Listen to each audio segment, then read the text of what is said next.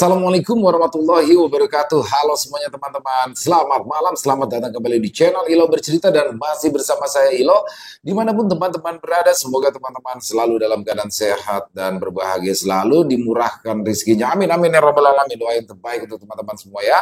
Pada kesempatan yang baik ini kami akan membawakan satu kisah dari Isyawara Senja. Oh, kisah dari Isyawara selalu keren ya. Selalu nggak bisa ketebak endingnya. Dan sebelum kita masuk ke dalam kisahnya, buat teman-teman mungkin yang baru bergabung atau yang sudah lama bergabung tapi lupa ternyata nih belum subscribe, ayo bisa diklik dulu dong tombol subscribe ya, jangan lupa lonceng notifikasinya dinyalakan agar teman-teman selalu mendapatkan notifikasi dari konten-konten yang akan kami upload di setiap harinya. Dan untuk channel Ilo Bercerita ini kami upload setiap hari teman-teman ya, setiap malam jam 9 malam waktu Indonesia bagian Barat. Nggak pakai berlama-lama lagi, siapin kopinya, siapin cemilannya, ambil posisi terbaik, langsung saja kita masuk ke dalam kisahnya. Sugian Janin, si pemilik salon.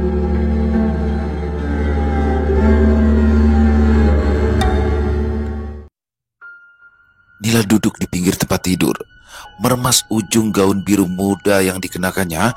Tangannya gemetar, hampir tak bisa mengendalikan perasaan yang bergemuruh di dalam dadanya. Di dalam kamar yang hanya diterangi oleh cahaya remang dari lampu meja, pikirannya berputar, memutar ulang percakapan terakhir dengan Ardi, pacarnya, yang kini disebutnya mantan. Setiap kata yang terucap antara mereka menggema keras di telinganya. "Gugurkan saja," kata Ardi dengan suara datar penuh penolakan. "Aku belum siap menjadi ayah." Nila mencoba bertahan, memelas dengan perasaan sakit.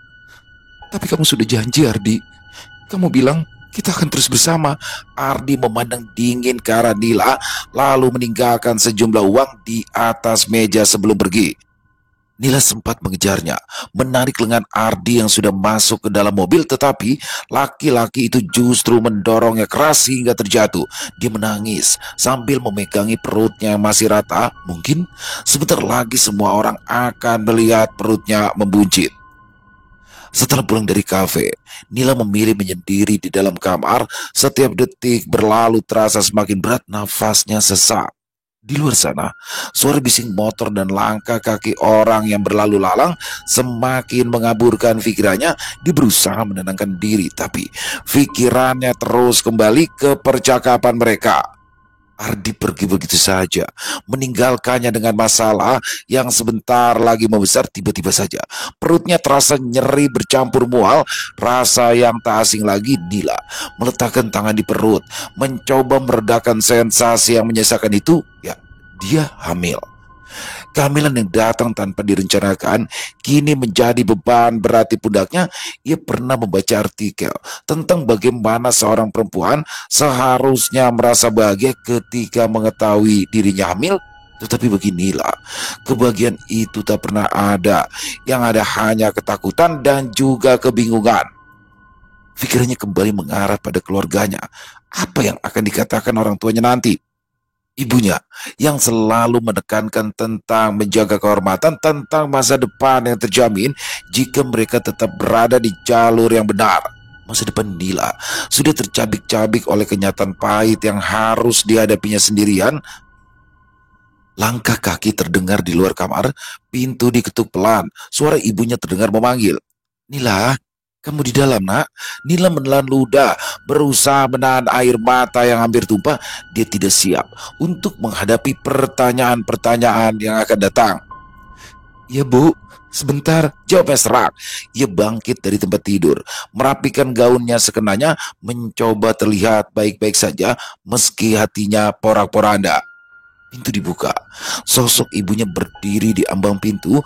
Wajah sang ibu terlihat cemas, matanya memancarkan keprihatinan. Ibunya tahu ada sesuatu yang tidak beres, tetapi tidak tahu pasti apakah itu.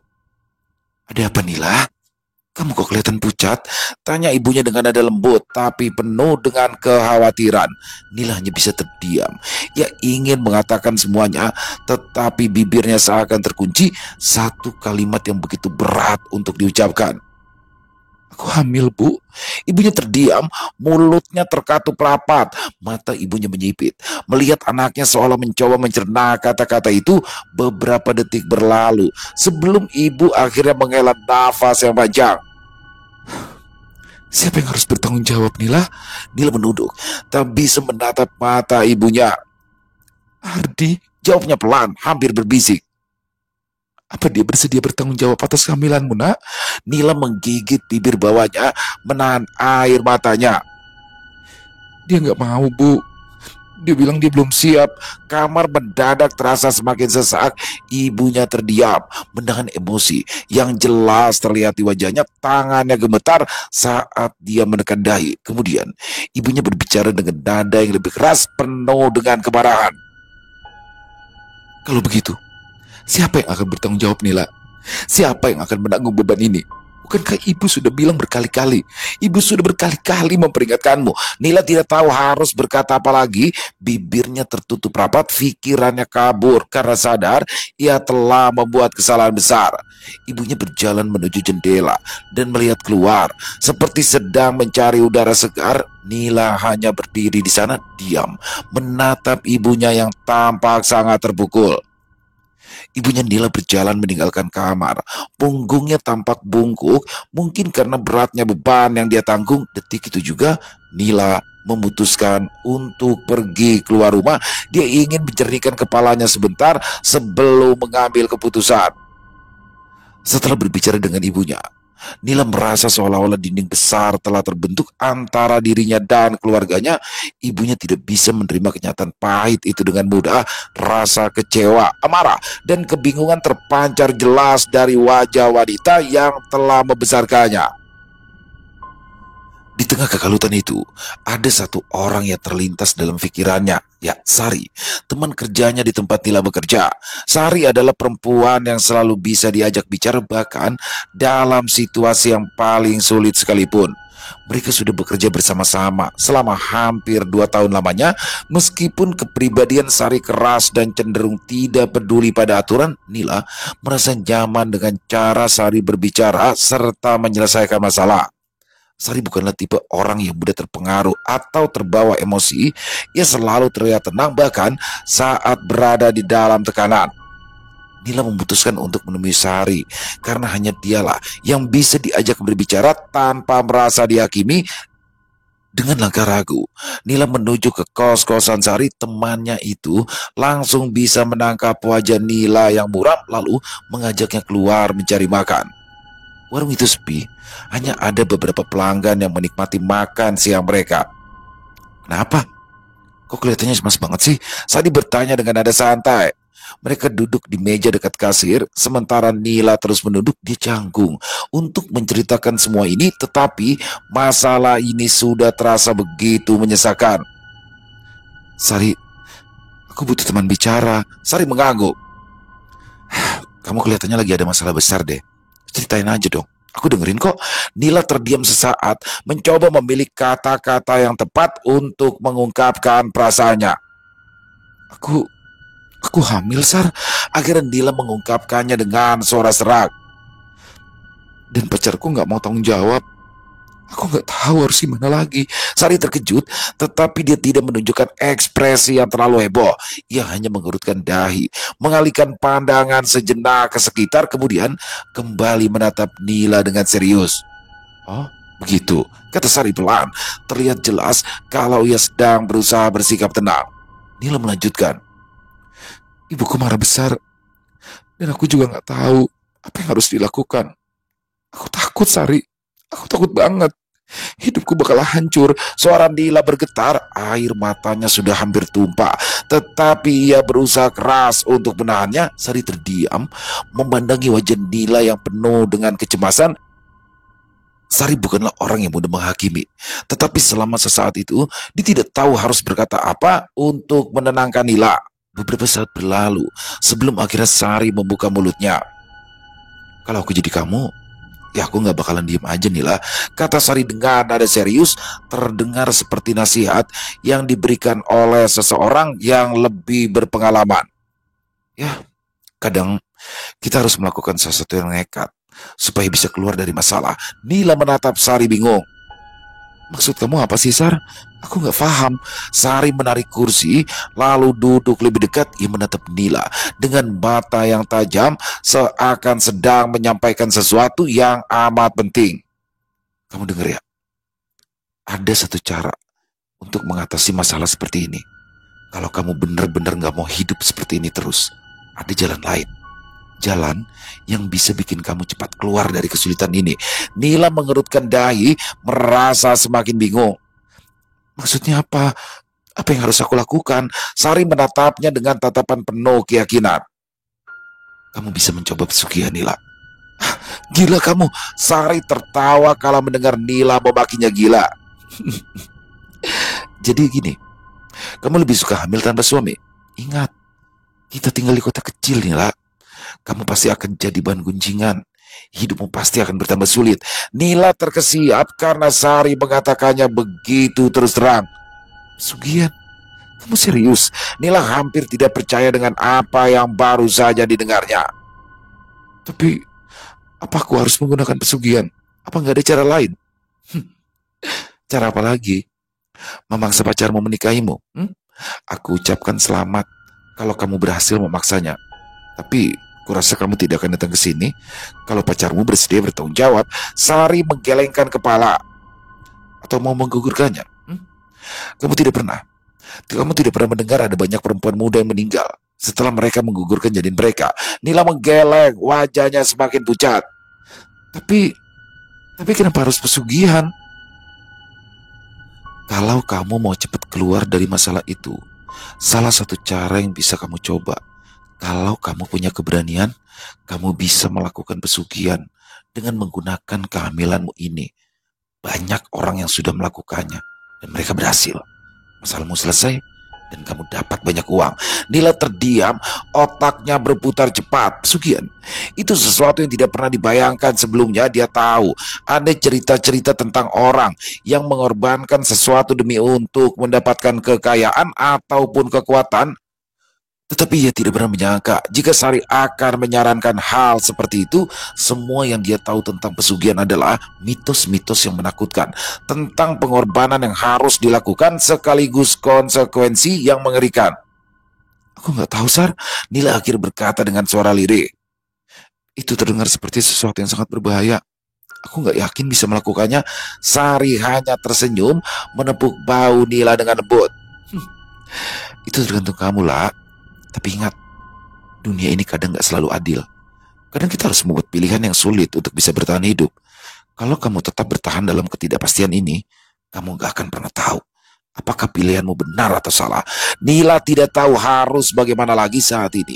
Dirinya terombang-ambing antara pilihan yang begitu berat dan menakutkan, tetapi di sisi lain ia juga terjebak tanpa banyak pilihan.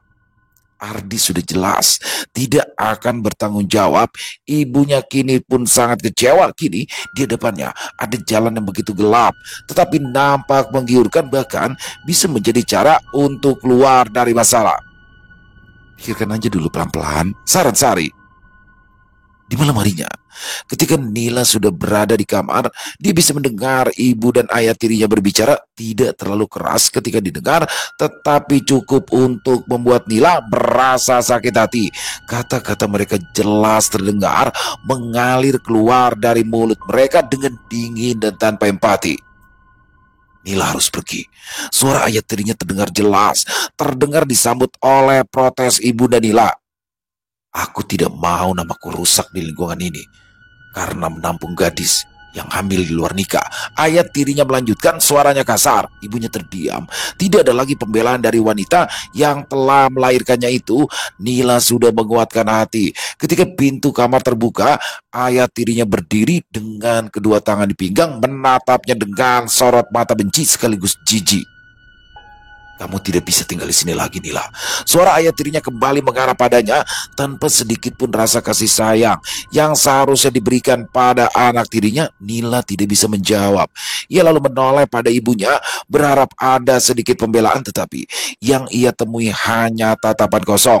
Ibunya tidak berkata apa-apa. Mungkin ibunya memang sudah tidak tahu harus berbuat apa. Keputusan sudah diambil tanpa pertimbangan belas kasihan lagi. Dengan langkah terpaksa, Nila mengangkat kaki dan meninggalkan rumah itu. Keringat dingin mulai menetes di wajahnya. Meski udara saat itu sudah malam, ia lalu mengetuk kamar kos Sari lagi, meminta agar diizinkan menginap di sana sampai ia bisa menemukan tempat tinggal baru. Beberapa bulan kemudian, Nila masih bisa bertahan. Tetapi seperti dugaan Sari, keadaan Nila menjadi semakin buruk. Perutnya kini semakin membesar, sehingga orang-orang di sekitaran memandang curiga. Mereka pun bertambah yakin ketika tiap pagi mendengar Nila yang muntah-muntah di toilet kantor mereka. Gina, teman kerja Nila, sudah berada di luar toilet. Ketika berpapasan dengan Nila, dia menatap perut yang ditutupi oleh blus longgar dengan tatapan tidak nyaman, lalu mencoba tersenyum.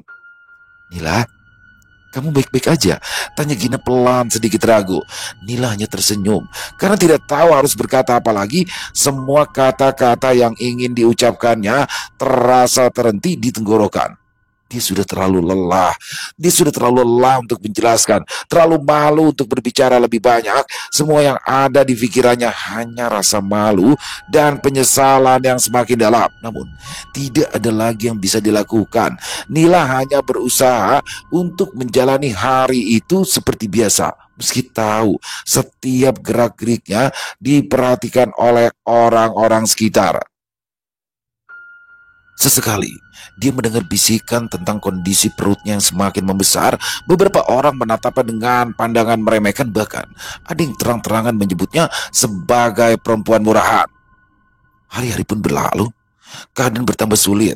Nila mencoba bertahan dengan bekerja di kantor, tetapi sering kali tubuhnya kelelahan. Kehamilannya yang semakin besar membuatnya sulit untuk bergerak. Perut yang membesar itu membuatnya sering merasa pusing dan mual. Belum lagi mulut-mulut orang yang terus bergosip di belakangnya.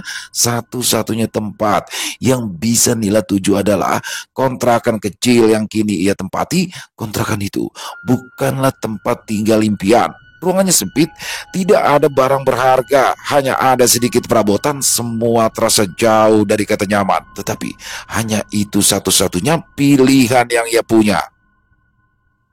Setelah meninggalkan rumah orang tuanya, Nila terpaksa tinggal di kontrakan tersebut. Meskipun begitu, hidupnya tidak menjadi lebih mudah, terutama karena ia yang harus berhadapan dengan tetangga yang kebanyakan juga usil.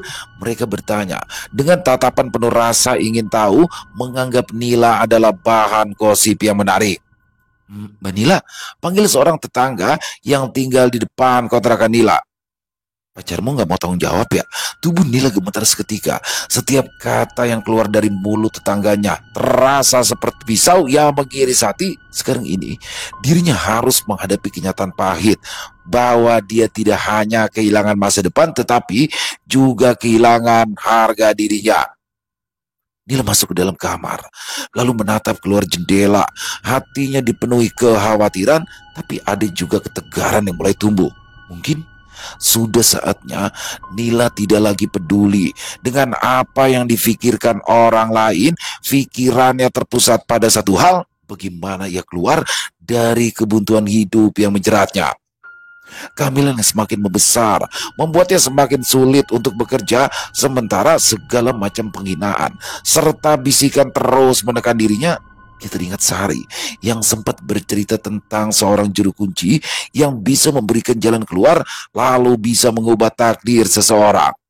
Saat itu Nila tidak memikirkan lebih dalam. Kini, di tengah keterpurukannya, ia merasa jika juru kunci pesugihan yang diceritakan Sari menjadi satu-satunya jalan keluar.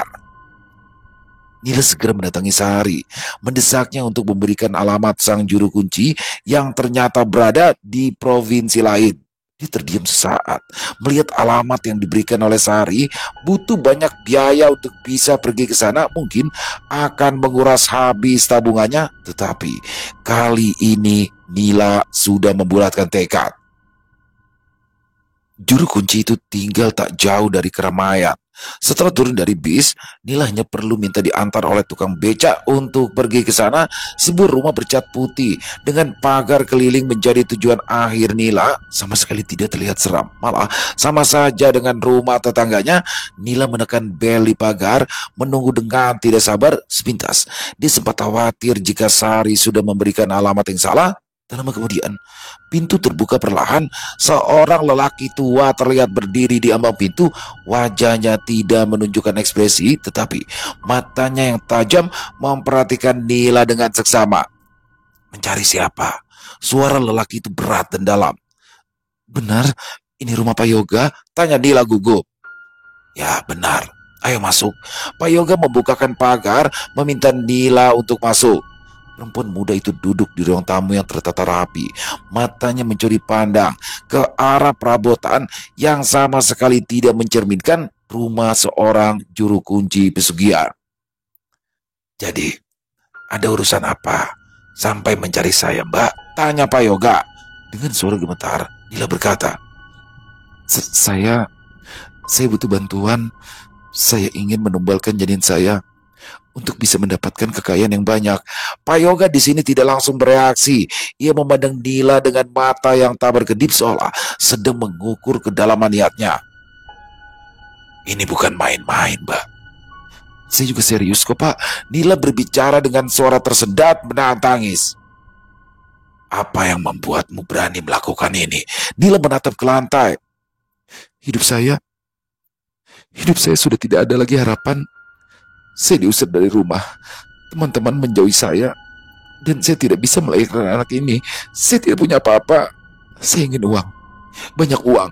Saya ingin hidup saya berubah. Pak Yoga memandangi perut Nila yang sudah besar, mungkin usia kehamilannya sekitar 7 bulanan.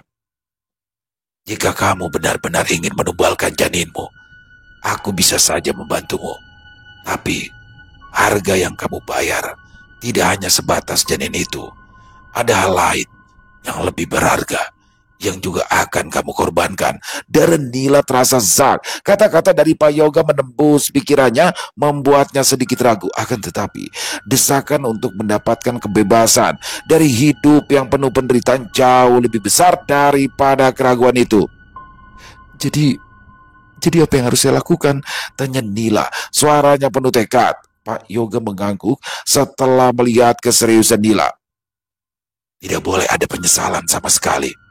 Saya tidak akan pernah menyesal, Pak. Nila mengangkat kepala, memandang Pak Yoga dengan mata yang tajam.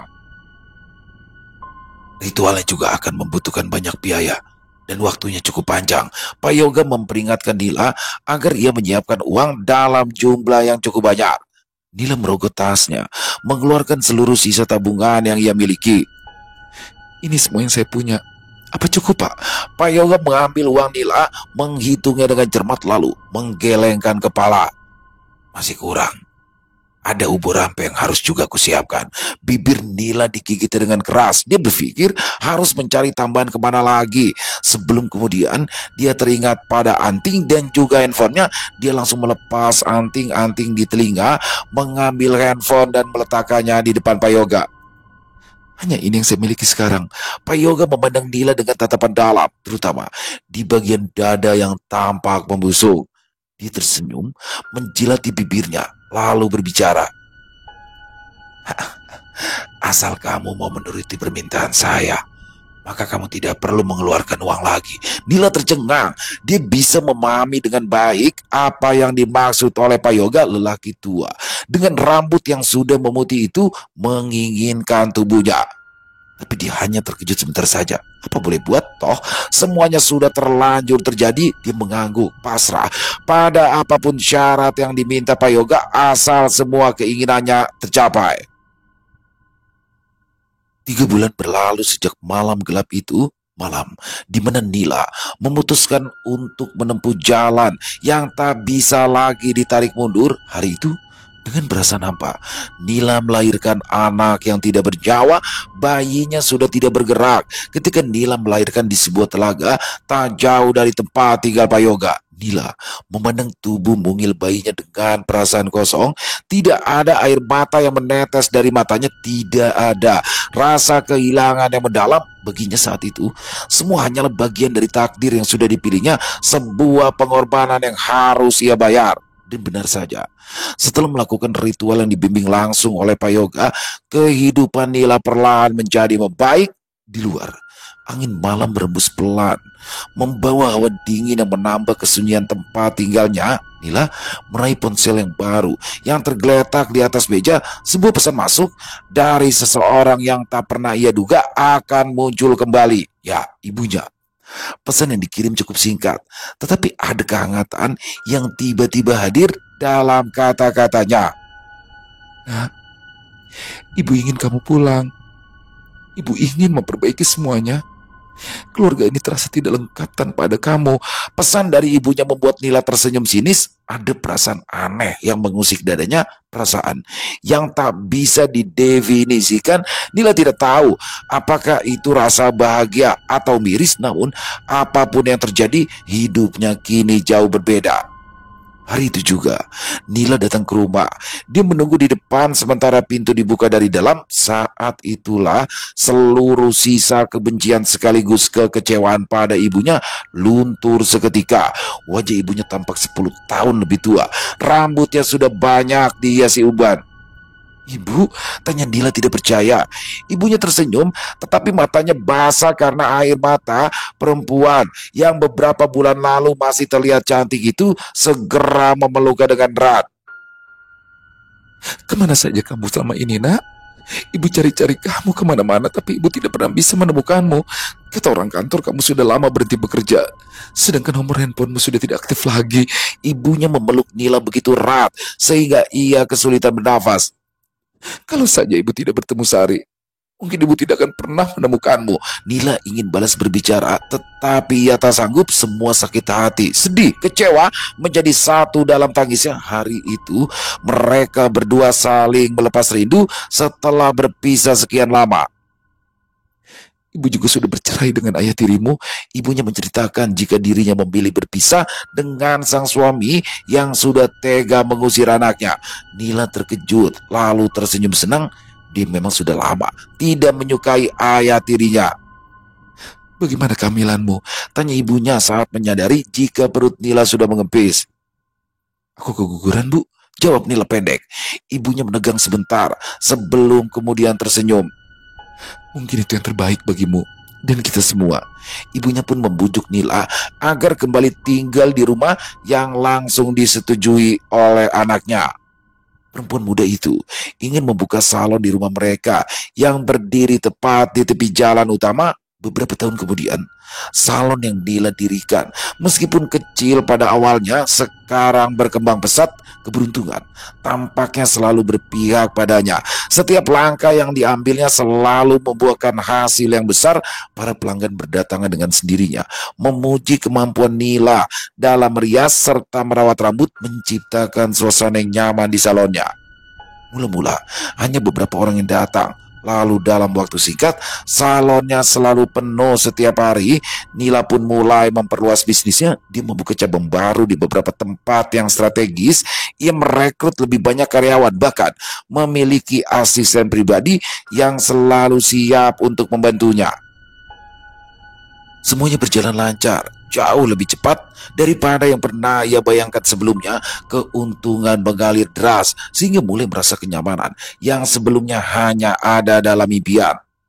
Teman-teman kerjanya dahulu datang dengan senyuman, memberikan pujian atas pencapaiannya. Mereka bahkan datang ke salon untuk melakukan perawatan seakan-akan tidak pernah merasa bersalah. Suatu malam, Nila duduk di sofa besar di ruang tamunya, menatap keluar jendela besar yang menghadap ke jalanan kota. Dia memegang secangkir kopi hangat, merenung tentang segala yang telah terjadi. Ketika pintu terbuka dan ibunya masuk, Nila tersenyum tipis. Ibunya duduk di sampingnya, menatapnya dengan penuh perhatian. Ada kehangatan dalam tatapan itu, sesuatu yang dulu tak pernah Nila rasakan.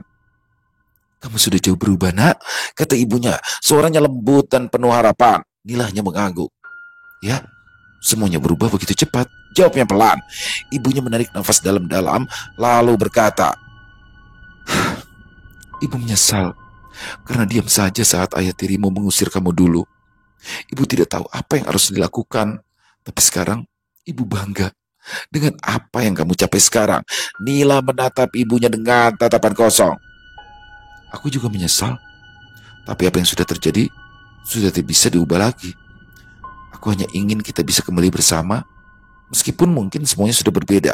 Ibunya tersenyum meraih tangan Nila. Kita mulai lagi ya nak. Kita akan mulai lagi dari sini. Nila benar-benar memulai kehidupan baru penuh keberuntungan. Tidak lama setelah berbicara dengan ibunya malam itu, dia dilamar oleh pemuda dari keluarga kaya. Pernikahan Nila pun berjalan dengan mewah. Banyak sekali tamu yang hadir untuk memberikan restu. Suaminya juga selalu terlihat memuja Nila sehingga tak pernah menolak keinginan istrinya. Nila yang pada awalnya selalu menyempatkan diri datang ke rumah Pak Yoga di setiap malam satu suro perlahan-lahan mulai merasa enggan. Dia jijik melihat lelaki tua mesum itu yang selalu saja ingin mencumbunya tiap kali mereka bertemu.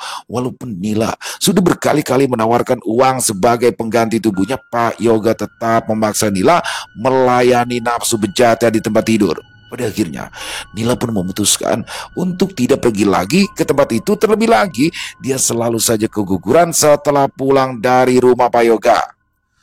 Sekarang kan aku udah kaya, buat apa lagi mendatangi orang tua itu? Pikirnya tenang. Lagi pula aku sudah ingin punya anak dan merawatnya sampai besar supaya bisa menemaniku di masa tua nanti. Ternyata keputusan Nila salah. 2 tahun setelah ia tak lagi datang ke rumah Pak Yoga, musibah datang bertubi-tubi. Nila menderita kanker rahim. Suaminya pun berselingkuh dengan wanita lain yang lebih cantik. Nila kini menjalani hidup yang jauh berbeda dari dulu. Dulu, dia adalah perempuan yang penuh ambisi, mengejar kekayaan dan kebahagiaan dengan segala cara. Sekarang, ia berada di ruangan rumah sakit yang dingin, ditemani oleh mesin-mesin yang berdengung monoton dan aroma antiseptik yang menyengat. Tubuhnya pun semakin kurus, kulitnya tampak pucat, dan wajahnya sudah kehilangan kecantikannya yang dulu. Semua itu adalah akibat dari serangkaian keguguran yang berulang yang akhirnya mengarah pada penyakit kanker rahim yang tidak terdeteksi sejak awal. Pada awalnya, Nila mengira menikah dengan seorang lelaki kaya akan memberikannya segala yang diinginkan, juga akan memberinya kebahagiaan. Tapi sayang, kehidupan mereka hanya terlihat indah di luar. Semua itu hanyalah sebuah topeng, tidak ada kebahagiaan di baliknya. Terlebih setelah Nila sakit parah. Setiap kali dokter memberikan kabar buruk, suaminya hanya menatap dengan dingin seolah tidak peduli pada perjuangan yang Nila alami. Akhirnya, setelah keguguran yang kelima, suaminya memutuskan untuk pergi. Ia meninggalkan Nila seorang diri dengan segala kekayaan yang tidak bisa menyembuhkan hatinya yang hancur.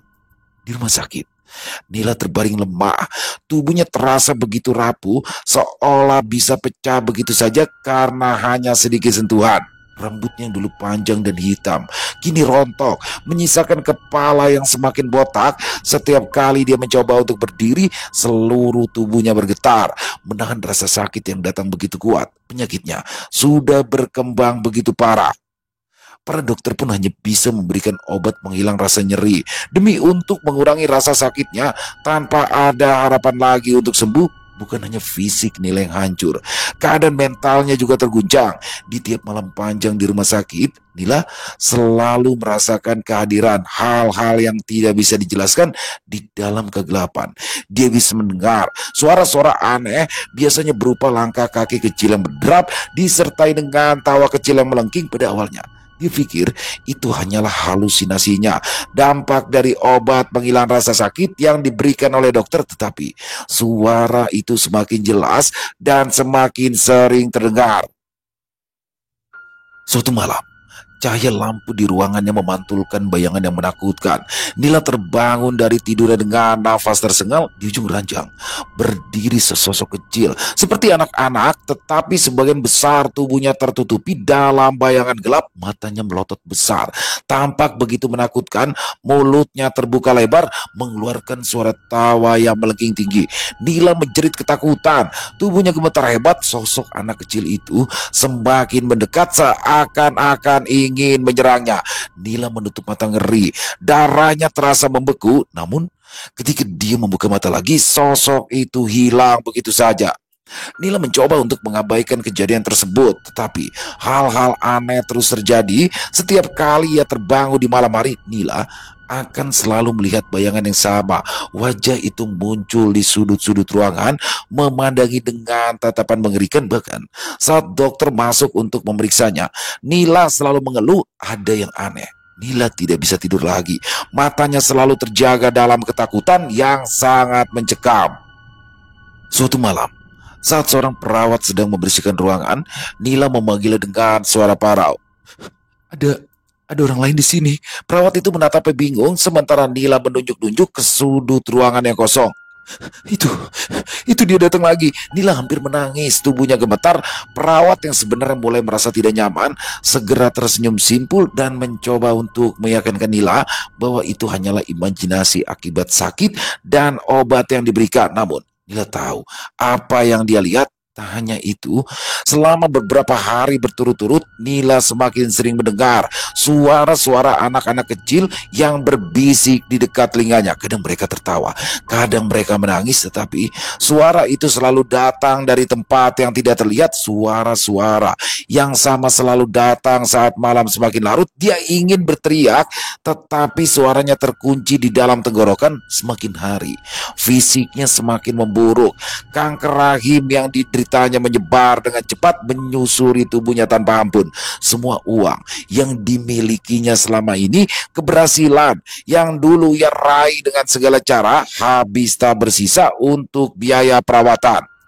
Harta yang dulu ia bangga-banggakan kini hanya menjadi kenangan pahit yang tak bisa mengembalikan kebahagiaan yang sudah menghilang. Suami yang kaya raya dan juga tampan itu, yang dulu selalu berada di sisi Nila, kini pergi begitu saja tanpa memberikan pertolongan sedikit pun. Di saat-saat terakhirnya, Nila hanya bisa meratapi semua penyesalan atas kesalahan yang pernah dia lakukan. Nila terbaring di atas ranjang dengan tubuh yang semakin kurus, dikelilingi oleh mesin yang terus berdengung. Sementara suara-suara aneh dari dunia yang tak terlihat terus mengganggu pikirannya. Dia selalu terbangun di malam hari, menjerit ketakutan, berusaha melawan bayangan yang menghantuinya. Tetapi tidak ada yang bisa mendengar ceritanya. Keadaan ini pun terus berlanjut. Sementara Nila semakin terperosok ke dalam kesendirian, tidak ada lagi orang yang mengunjunginya, tidak ada lagi perhatian yang datang. Semua orang yang dulu ada di sekitarnya kini menjauh. Bahkan ibunya sudah pergi, meninggal lebih dulu karena kecelakaan ketika menuju rumah sakit untuk membesuk Nila. Malam itu, Nila merasakan hawa dingin yang sangat menusuk. Lebih dingin dari biasanya. Suara tawa yang melengking semakin jelas seolah sedang mendekat. Bayangan-bayangan hitam bergerak di sekelilingnya. Dan Nila merasakan tubuhnya semakin lemah. Di antara desahan nafas yang semakin berat, dia merasakan ada sesuatu yang menariknya ke dalam kegelapan. Nila terkulai lemah, menyerah pada kenyataan bahwa tak ada yang bisa ia lakukan lagi. Dia hanya bisa berharap semoga segala penderitaannya berakhir. Nila terbaring lemah di ranjang rumah sakit, wajahnya pucat. Semakin hari semakin hilang kilaunya. Tubuhnya begitu ringkih, tak bisa bergerak, hanya bisa tergeletak untuk menunggu akhir yang semakin dekat. Mata Nila terpejam rapat, seakan mencoba menahan kenyataan yang sudah tak bisa dihindari. Tetapi ketakutan tak bisa disembunyikan. Dari sorot matanya yang sesekali terbuka menunjukkan rasa cemas sekaligus takut yang mencekam. Bau busuk dari tubuhnya mulai menyebar perlahan, namun pasti tercium sampai keluar ruangan. Bau yang begitu menusuk hidung, seperti bau bangkai yang telah lama terendam dalam air yang kotor.